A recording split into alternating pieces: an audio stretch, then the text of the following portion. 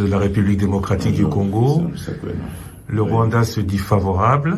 Bien sûr. Mais le président rwandais a des propos qui choquent l'opinion de la République démocratique du Congo. Qu'avez-vous à dire au fait qu'il annonce qu'il n'y a pas eu de massacre à l'Est et que, par exemple, le prix Nobel de la paix n'est qu'un instrument aux mains de ceux qui l'ont couronné? Non, je disais d'ailleurs tout à l'heure à un de vos confrères que je n'ai pas de polémique à faire avec le président Kagame, je n'ai pas à utiliser les médias pour répondre au président Kagame. J'ai d'autres voies et je les utiliserai pour lui parler. J'insiste ici sur le fait que le rapport mapping n'est pas un rapport congolais, il est fait par des experts onusiens, c'est le rapport mapping. Nous, ce que nous avons à faire, c'est de ramener l'ordre, la sécurité et la paix à l'est du pays, de mettre fin à ce cycle de la mort de nos compatriotes et après aussi d'ouvrir une page de justice qui ira dans tous les sens, transitionnel ou pénal, peu importe. Le but, c'est de rendre hommage à toutes ces victimes injustement abattues. Et donc, moi, je m'inscris plutôt dans la logique de la paix dans mon pays, la paix avec mes voisins, et je ne fais pas attention à ce genre de déclarations qui peut-être peuvent mettre le feu à la région, ça ne sert à rien. Donc je n'ai vraiment pas l'intention de répliquer à cela.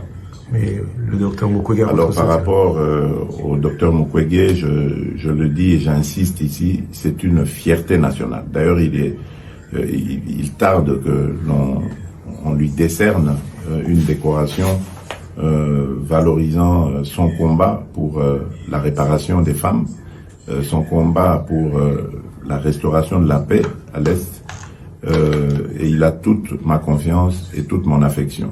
Ce n'est sûrement pas quelqu'un qu'on peut manipuler. Il est originaire de ce coin-là, il vit là-bas, près des victimes. Donc je crois que c'est quelqu'un qui est bien placé pour parler de nos populations. Donc, il a toute mon affection et tout mon soutien. L'état de siège est décrété, Nord Kivu et Ituri. Certains se posent la question pourquoi pas le Sud Kivu, mais surtout combien de temps, selon vous, devrait-il durer? Le plus tôt possible serait le mieux pour moi. Pourquoi pas le Sud Kivu? Mais tout simplement parce que la nature du conflit au Sud Kivu est différente de celle de l'Ituri et du Nord Kivu. Au Nord Kivu, dans ces deux dernières, donc Nord Kivu, Ituri, il y a des groupes armés qui s'attaquent aux populations. Et ce sont parfois même des groupes armés étrangers. Tandis que du côté du Sud Kivu, ce sont des conflits communautaires. Donc la réponse, elle doit être différente. Là, on ne doit pas venir avec l'armée pour tirer sur tout ce qui bouge. On doit plutôt avoir une approche conciliante.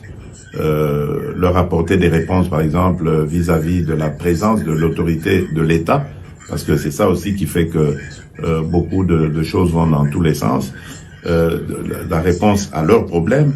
Il y a souvent des conflits parce que le bétail des uns va brouter les champs des autres.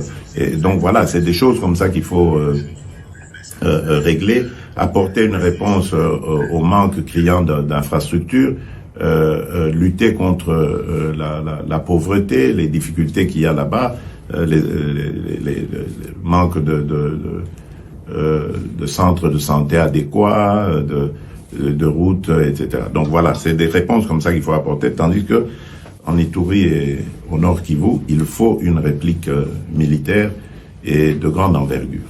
Vous avez un nouveau gouvernement. Le FCCK s'est terminé, définitivement. C'est une question. Je pensais que vous posiez la question. Ça aurait pu être une question, mais à quand les premiers résultats? Et est-ce que vous vous sentez plus à l'aise avec deux alliés ou trois, M. Bahati, M. Bemba, M. Katumbi, qu'avec Joseph Kabila? Écoutez, je ne crois pas que ce soit une question de personne. Une coalition, c'est une question d'objectif. On coalise avec ceux qui regardent dans la même direction que soi, n'est-ce pas?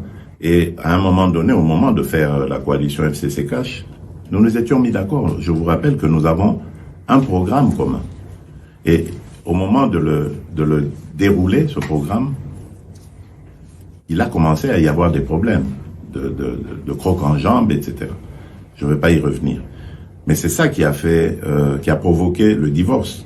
Maintenant, nous avons de nouveaux alliés, et là aussi, nous sommes d'accord pour regarder dans la même direction. Sauf que là, c'est moi qui ai indiqué la direction. Ce n'est plus comme avant, où on était ensemble à indiquer la direction. Ici, je l'indique seul.